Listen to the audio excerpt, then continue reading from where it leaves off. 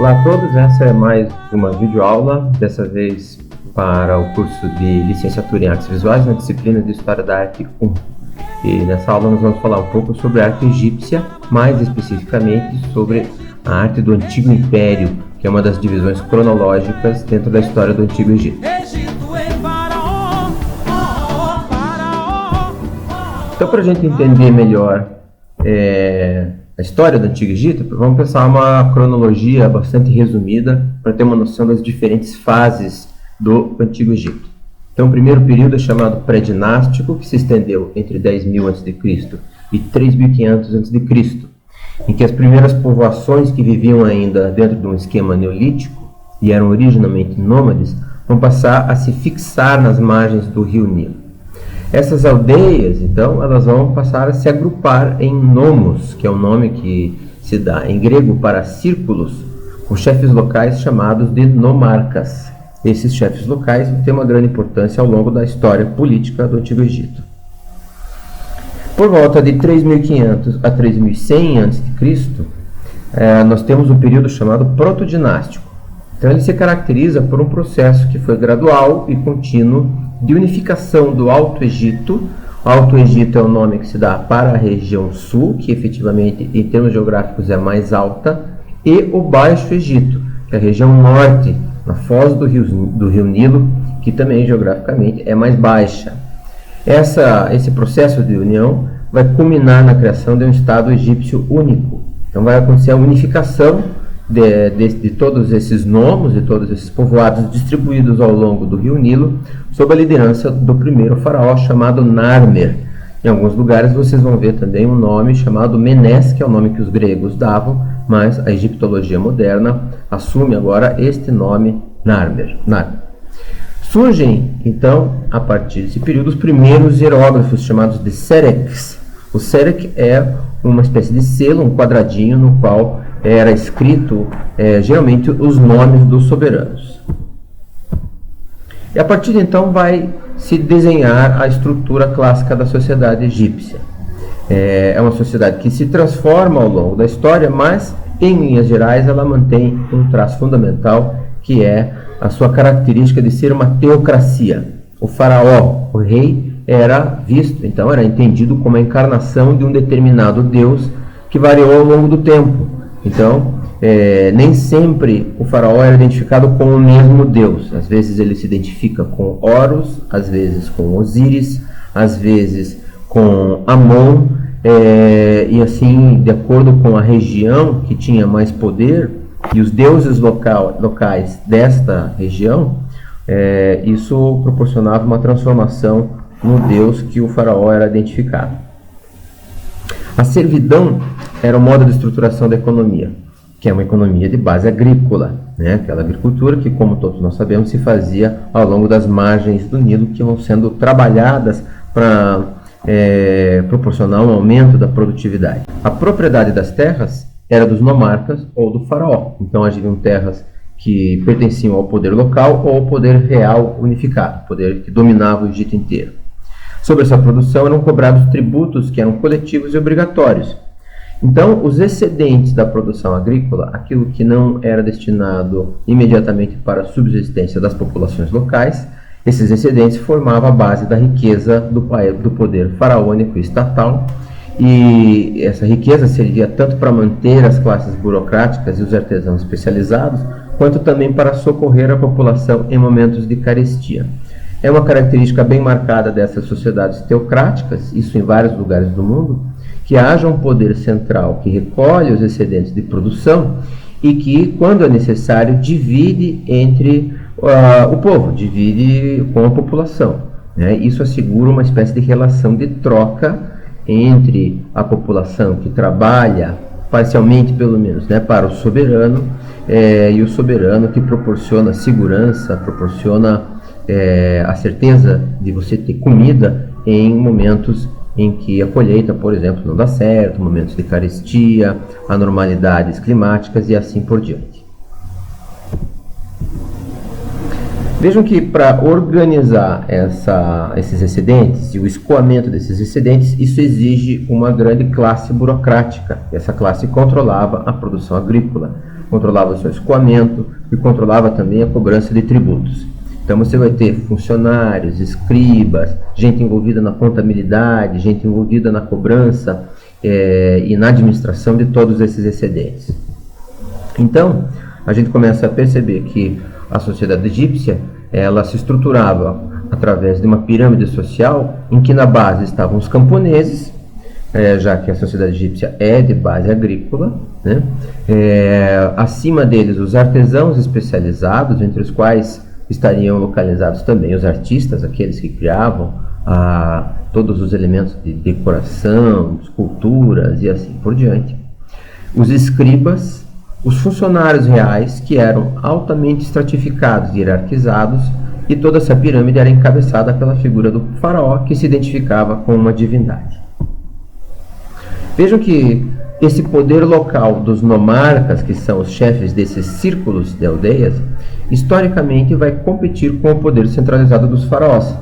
Então vai ser uma constante na história egípcia que quando o poder central se enfraquece, os poderes locais, os nomarcas, vão ganhar em influência. Então a história do Antigo Egito vai ser marcada por momentos de maior união e maior divisão, maior segmentação do império como um todo.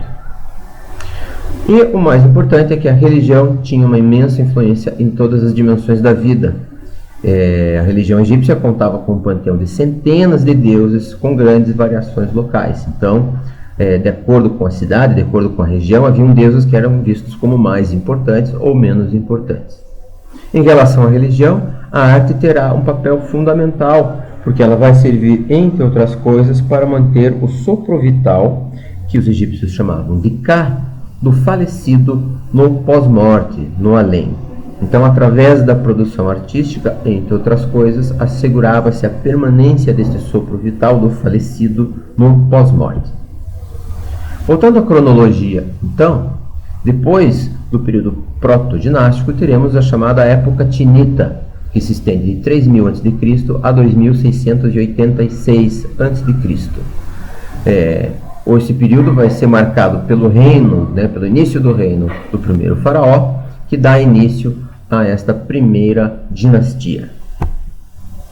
E a partir de 2686 temos então o chamado Império Antigo, que incluirá da segunda até a quinta dinastia de faraós e será caracterizado pela centralização do poder e pela transferência da capital de Tinis para Mênfis. Já na quinta dinastia começa a crescer o poder dos sacerdotes de Heliópolis e dos grandes funcionários. As grandes pirâmides de Gizé e várias obras muito conhecidas do Antigo Egito pertencem a este período. Depois teremos o primeiro período intermediário, entre 2160 e 2055 a.C., quando ocorre o colapso do governo central e várias disputas internas localizadas. É uma espécie de guerra civil em pequena escala, porque as disputas internas vão ser localizadas e não totalizadoras, não vão abranger todo o território, mas há efetivamente um desaparecimento do poder central. Depois desse período intermediário é que teremos então o chamado Império Médio, que se estende de 2055 a.C. a 1650. Sob a liderança de um aristocrata chamado Mentuhotep II, essa aristocracia de Tebas, no Alto Egito, consegue impor a sua autoridade sobre o resto do país, conquista o norte e suprime a nomarquia hereditária. Então veja, sempre a história dos faraós do poder central lutando contra o poder dos nomarcas. Essa nomarquia vai ser substituída por uma nobreza administrativa que nasce, que surge da classe dos altos funcionários. A 12ª dinastia vai se iniciar com a tomada de posse de um desses funcionários e depois dela o Egito vai ser conquistado por um povo sobre o qual sabe-se muito pouco. Esse povo chama-se os Ixos, que vão vencer a guerra com carros conduzidos por cavalos que até então eram desconhecidos no Egito. Os Ixos viviam no meio do Império Egípcio, em determinadas regiões. Vejam que o Império Egípcio contava com a presença de estrangeiros em vários locais, e esse povo vai se revoltar e vai introduzir algumas novidades bélicas, o que vai permitir então o seu domínio temporário sobre o Império Egípcio. Assim, o segundo período intermediário é definido precisamente pela queda do governo central sob o ataque desses imigrantes asiáticos, os Ixos, que vão introduzir esse uso dessa novidade bélica que são os cavalos de batalha. Ao mesmo tempo, esse povo vai incorporar modelos políticos e culturais egípcios. E o mais interessante é que também os egípcios, depois desse período, vão empregar o uso dessa arma bélica, que é o cavalo, né, que leva carros e permite uma grande mobilidade em batalhas, o que vai caracterizar, então, o Império Novo, cuja principal característica é o estabelecimento de uma política expansionista. Tá? Então, estabelece-se a prosperidade, o Egito vai ter vários embates com vários inimigos externos e vai buscar se expandir de maneira imperial. É nesse período também que surge o faraó chamado Amenófis IV. Ele vai mudar o seu nome para Akhenaton, que significa servo de Aton, que é a divindade do círculo solar. E esse faraó vai realizar a tentativa de impor um monoteísmo solar, o que era totalmente diverso daquele politeísmo muito numeroso, muito rico, que caracterizava o pensamento egípcio, né, e uma reforma bastante radical. Essa reforma vai durar apenas no seu reinado, e já no próximo reinado, que era o do seu genro chamado Tutankhamon, o Egito vai voltar então ao politeísmo, certo?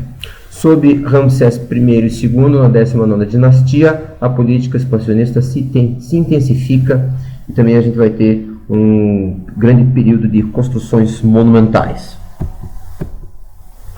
O terceiro período intermediário, a Baixa Época, se estende de 1069 a.C. até 332 a.C.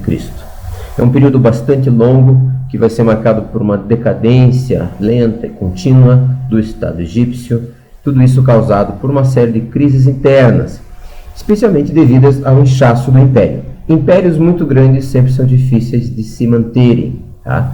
Por quê? Porque um império grande demais leva à descentralização do poder. Outro fator importante são crises de origem externa, com o avanço de outros povos conquistadores, como os assírios, que vão tentar conquistar o Egito por vários anos, tá? E os persas, que vão conseguir conquistar o império em 525 a.C. O Império Persa será substituído no domínio do Egito pelos gregos, com a vitória de Alexandre o Grande sobre Dario em 333 a.C. E assim passamos a observar as obras, especialmente do Antigo Império. Vejam que antes da formação do Império Egípcio, nós temos uma arte, uma produção visual que pouco nos remete àquilo que a gente lembra, aquilo que a gente tem na cabeça da arte egípcia. É o caso dessa figura feminina da cultura gerzeana em terracota. A cultura gerzeana é uma das várias culturas que existiram ao longo do Nilo nesse período pré-dinástico. São culturas que vêm se desenvolvendo a partir do Neolítico, mas não tinham ainda uma expressão visual que nós associamos ao Império Egípcio. Nessa forma, a gente vê uma figura de grande mobilidade, grande movimento, uma figura de provavelmente uma divindade feminina, o que não será tão comum no resto da cultura egípcia. Essa faca muito interessante, em que a gente observa a pedra lascada, e um cabo todo trabalhado em marfim, é uma faca do período protodinástico. E aqui o que é interessante a gente observar é a presença de uma influência da Mesopotâmia. Então, do outro lado do lugar onde a gente segura a faca, a gente observa essa figura barbada que segura dois leões afrontados. Os próprios animais afrontados são um tema muito comum na arte mesopotâmica do período. Então, a arte egípcia se inicia com bastante influência externa antes dela desenvolver a sua expressão mais própria, mais reconhecível. No período protodinástico, temos algumas paletas cosméticas. Uma paleta cosmética é uma pedra que era usada para macerar e produzir diferentes cores de maquiagem, assim como outras substâncias que eram aplicadas ao rosto, o que é um elemento central na cultura egípcia. Todo egípcio andava maquiado. Então, isso era parte, digamos, dos objetos de toucador de um nobre, de uma pessoa importante. Tá? Essas paletas depois elas vão se tornar objetos autônomos, elas não têm mais um sentido utilitário, mas torna-se um objeto absolutamente estético. Então, nessa paleta com quadrúpedes, nós observamos aqui, provavelmente são dois felinos afrontados, né? A gente vê aqui também um animal que a gente pode identificar como uma leoa, e aqui embaixo um animal de mais difícil identificação, com esse pescoço comprido, que vai aparecer também em outras figurações, né? Aqui a gente pode pensar numa girafa, mas o esquema geral de animais afrontados, ou seja, animais um de frente ao outro e simétricos, é um esquema visual que é derivado da arte mesopotâmica. Já se observa, porém, aqui uma certa estilização e uma geometrização que será a grande característica da arte egípcia. Essa é a paleta do campo de batalha, que está no British Museum, outra obra do período protodinástico, em que a gente tem uma batalha apresentada de maneira bastante ritual. Vejam que a gente tem aqui prisioneiros nus que estão sendo levados, eles estão sendo levados aqui por um estandarte. Então, o estandarte representa o exército vencedor, assim como o leão representa também o exército vencedor, que abate aqui a sua vítima, e a gente vê outras figuras aqui mortas que estão sendo devoradas por pássaros. Os elementos do rosto, do cabelo, as próprias barbas nos lembram muito ainda da arte mesopotâmica. Provavelmente a primeira obra de caráter especificamente egípcio que é conhecida é a chamada Paleta de Narmer, um relevo sobre uma pedra chamada limonita. Ela, de certa forma, inaugura a produção artística da época tinita, onde a gente vê, então, num lado, a figura do faraó, que porta na sua cabeça a coroa do Baixo Egito. O Baixo Egito, lembrando, é o norte, né? Ele tem um bastão na sua mão, uma arma, com a qual ele abate ritualmente um inimigo. Atrás dele, nós observamos um servo que carrega as suas sandálias. Isso significa que esta é uma cena que se passa no local sagrado. Não é exatamente uma cena histórica, mas é uma cena que ocorre, então, no local sagrado. Note-se também que o faraó é maior do que os demais personagens, o que denota a sua importância. Então, o tamanho reflete a importância. Em cima, nós vemos duas representações repetidas da deusa Bat. Esta deusa, que depois será chamada Hathor, é a deusa com a qual o faraó está identificado. Esse elemento quadrado aqui no meio, que se vê um bagre e uma ferramenta, é a representação do nome de Narmer. Então, em egípcio, né, de acordo com os estudos dos linguistas, comparando com o copta, que era a língua falada pelos egípcios, né, antes da sua arabização, o nome Narmer é formado por duas sílabas que fazem parte das palavras para bagre e para esta ferramenta. Outro elemento interessante é a representação simbólica da águia, que submete, então, um inimigo que é caracterizado com as plantas do papiro. O papiro nasce na foz do Nilo, né? Ou seja, ele representa aqui o chamado Baixo Egito, que é a região norte, e que foi vencida e conquistada por Narmer neste processo de unificação. Se a gente olha mais embaixo na paleta, temos outros dois inimigos vencidos, e do lado de lá há uma procissão de vitória com a presença de Narmer. Narmer aqui usa então a coroa do Baixo Egito. Vejam que ele submeteu, né, a partir do sul, do Alto Egito, submeteu as regiões do norte. Ele usa essa coroa diferente, que às vezes é composta, às vezes a gente vai ver as duas coroas somadas. Aqui se repete o nome dele, aqui possivelmente é a esposa do faraó, e aqui é uma procissão militar que segura estandartes que provavelmente representam os nomes de cidades conquistadas. E aqui são os inimigos decapitados. Vejam que ele tem as cabecinhas aqui, né? Estão com as cabeças cortadas e as cabeças estão colocadas entre as suas pernas.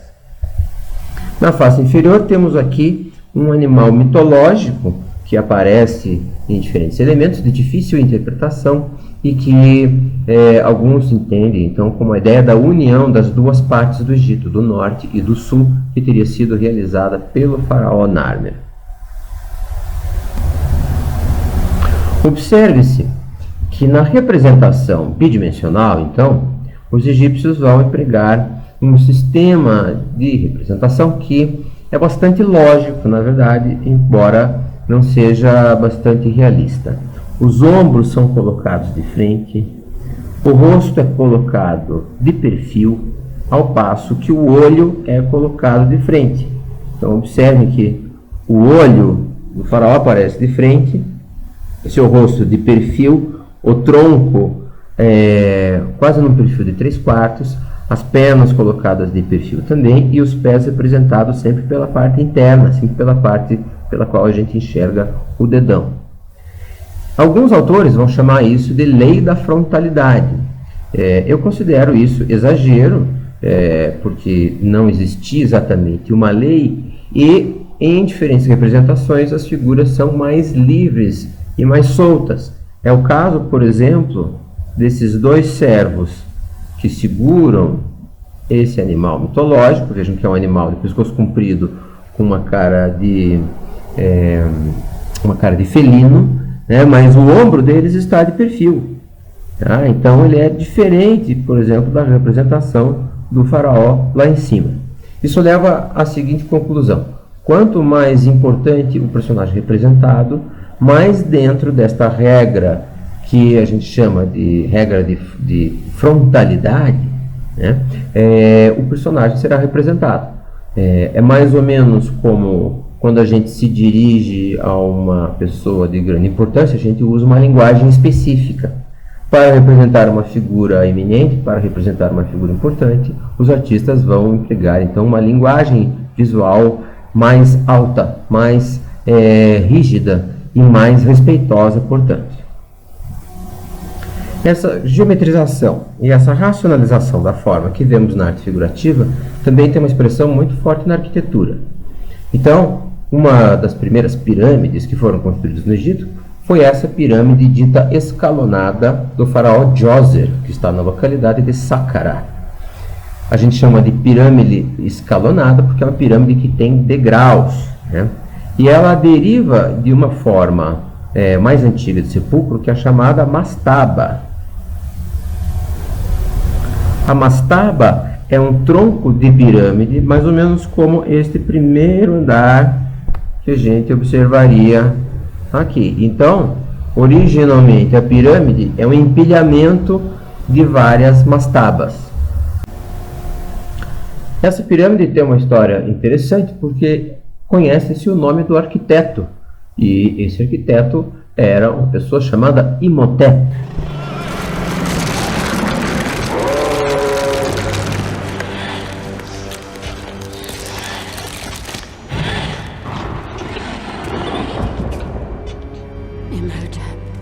Imhotep, antes de ser o vilão do filme A Múmia, foi um arquiteto que realmente existiu, um grande sábio, e que depois será inclusive endeusado.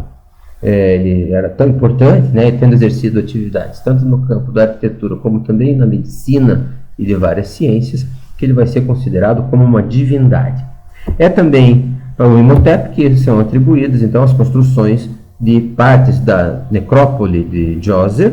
Vejam que a pirâmide ela tinha essa função pública também, um monumento que servia de espaço de celebração, e ao seu redor quase sempre existia uma necrópole, existia então um conjunto de túmulos para pessoas importantes, aristocratas, altos funcionários reais e assim por diante.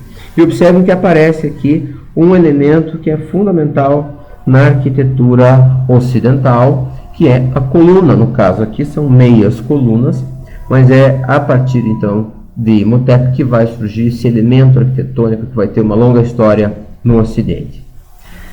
A arquitetura egípcia é caracterizada, entre outras coisas, pela presença de grandes salas hipostilas, ou seja, salas que têm grandes colunatas, colunas repetidas, né? E aqui a gente vê um pouco mais de perto, vejam como cada segmento das colunas ele tem essas caneluras, que é como se fossem, na verdade, vários troncos amarrados. Essa seria a origem das colunas, tá? Então, uma sala hipostila é o nome que se dá para esses espaços internos com numerosas colunas, sempre muito próximas, de maneira que o que caracteriza a arquitetura egípcia é a massa, é a presença de formas pesadas, grandes, formas que preenchem o espaço. E aqui temos as célebres pirâmides de Gizé, ou seja, as pirâmides de Khufu, Khafre e Menkaure.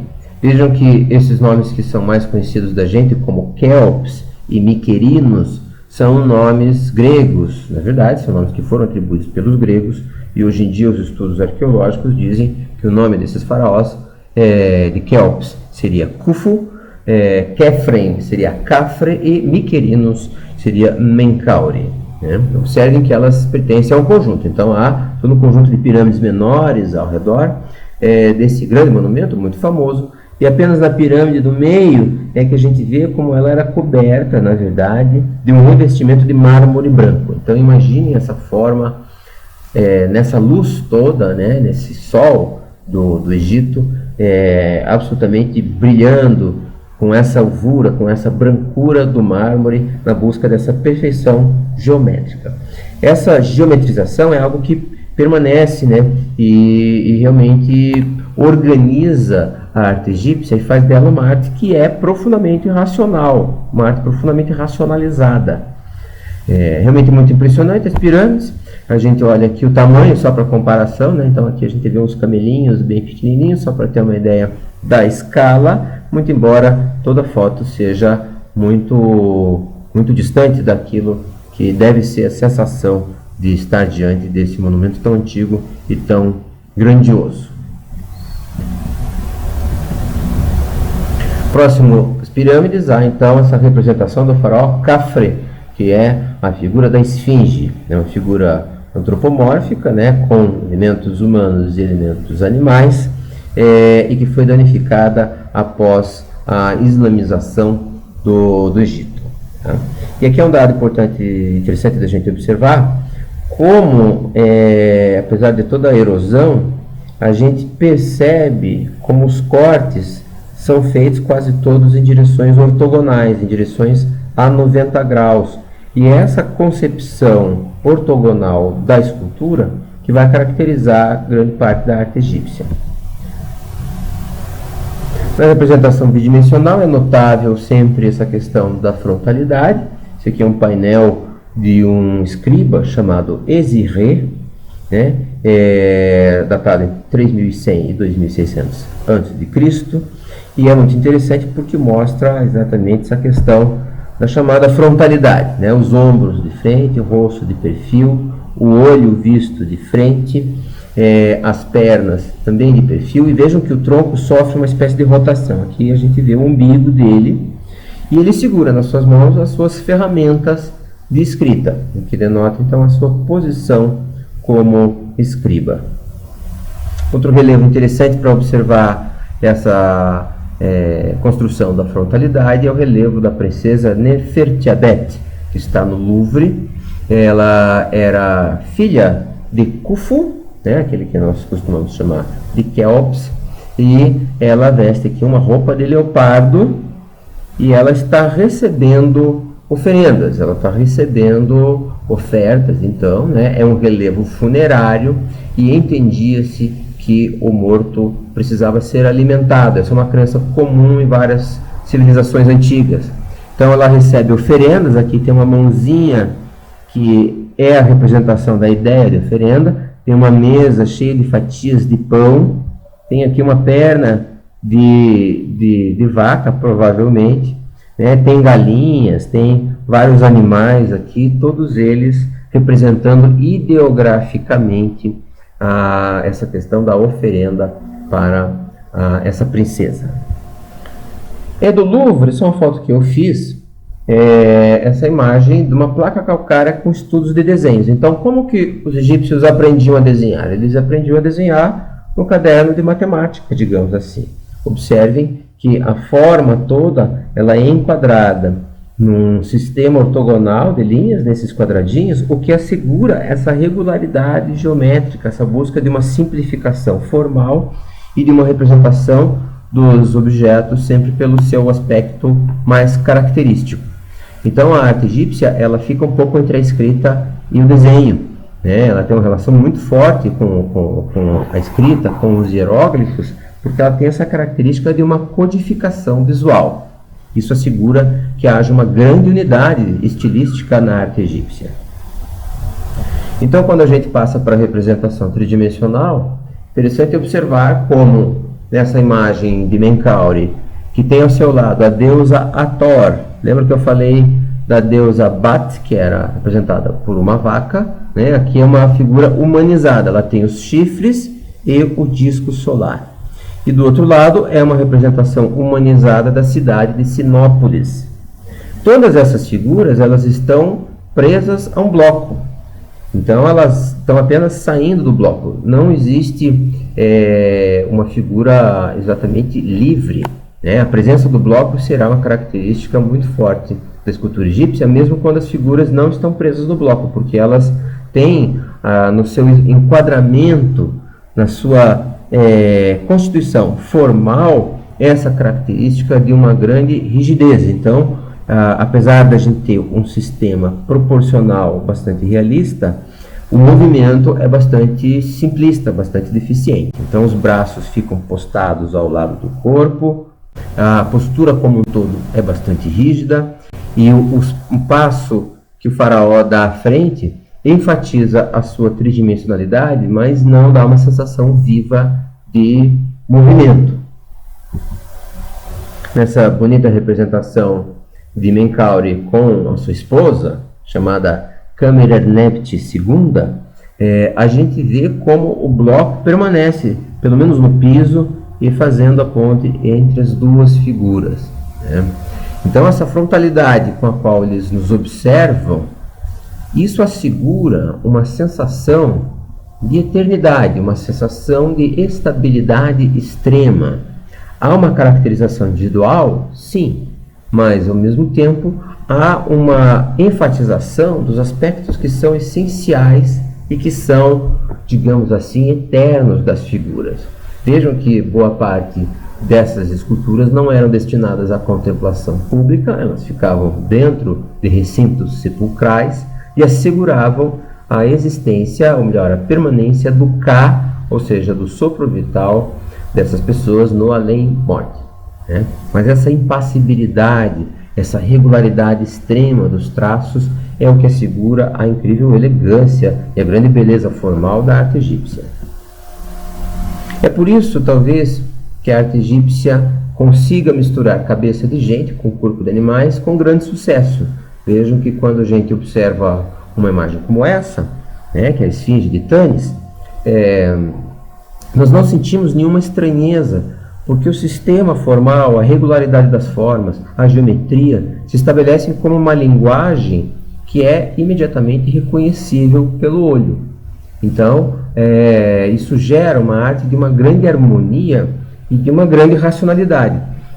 Os gregos nos legaram uma visão dos egípcios como supersticiosos, como tendo uma religião cheia de rituais esquisitos e crenças estranhas, e isso foi um pouco negativo para a nossa percepção da sociedade egípcia, né? Porque, na verdade, o que a arte egípcia nos mostra é um tipo de pensamento que é guiado, primeiro, por uma estetização, mas essa estetização da forma, ela busca sempre uma harmonia que é estabelecida em bases racionais. Então, no caso desta estátua aqui e outras da arte egípcia, existe inclusive um sistema proporcional bastante preciso. O tamanho da figura humana ela era medida pela altura de 18 punhos. Então pegava a largura da mão, multiplicava por 18 e isso dava a proporção exata que devia ser seguida. de maneira que outro artista, outro artesão, faria as proporções da maneira exatamente igual. Por isso também na arte egípcia não existe uma busca de originalidade nem de individualidade por parte do artista. O artista está a serviço da produção dessa imagem que assegura uma continuidade mitológica e assegura o poder imperial. E ao assegurar o poder imperial, ela assegura também a existência do cosmos, né? Ela assegura que as coisas continuem como estão. Várias estátuas eram feitas em pedra calcária e pintadas, então existe uma intenção, sim, de uma imitação da vida. Então, nessa estátua do príncipe Rahotep e Nofret, que está no Museu Egípcio, é interessante notar como as cores buscam dar uma aparência de vida para essas figuras. Na arte egípcia, as figuras masculinas elas sempre têm a pele mais escura do que as figuras femininas. Isso é um elemento absolutamente convencional, né? Então os homens sempre têm a pele mais escura, as mulheres sempre têm a pele mais branca, mas o mais notável talvez seja os olhos. Então nessa imagem, não sei se dá para ver, deixa eu dar um zoom para ter uma leve ideia. Veja que os olhos brilham porque eles são feitos de pedras que brilham, então que dão essa sensação mais próxima da vida, que é exatamente o que a obra busca assegurar. E uma das estátuas mais notáveis da arte do Antigo Império Egípcio é este escriba sentado que está no Louvre, né? Uma figura também em pedra calcária, pintada, em que há esse escriba com os traços, vejam, bastante individualizados. Então a gente percebe que ele tem uma certa idade, ele tem uma certa expressividade, porém, no todo há essa regulação, há essa ordenação geométrica que faz dele uma figura egípcia absolutamente identificável, né? Então, quando a gente olha para esses olhos, né, feitos de pedras, muitas vezes de pedras preciosas e que brilham, isso exatamente nos traz a dimensão do quanto essa imagem era importante para trazer essa figura à vida. Eu volto um pouco a essa imagem dele inteiro, incluindo um pouco do ambiente, né? Ele não é muito grande, ele tem mais ou menos uns 70 centímetros de altura. Interessante observar como tem uma observação anatômica do tórax, da barriga, denotando que ele já tem uma certa idade. Então o artista não renuncia a um certo naturalismo, mas ao mesmo tempo faz esse naturalismo convergir e dialogar com o esquema todo geométrico que é o que regula a arte egípcia.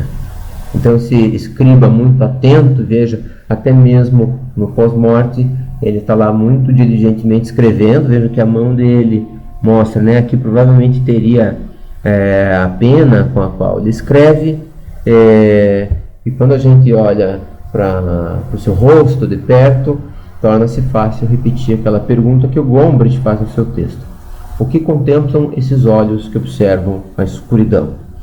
Então é uma arte que ela é feita para a eternidade, exatamente porque ela usa elementos que são racionais, são eternos e são permanentes. São elementos que são geométricos, que buscam a harmonia e com isso conseguem estabelecer essa comunicação do mundo das formas, do mundo da arte, dessa repetição da vida, com a vida que deve se repetir e prosseguir então no além de acordo com as suas crenças.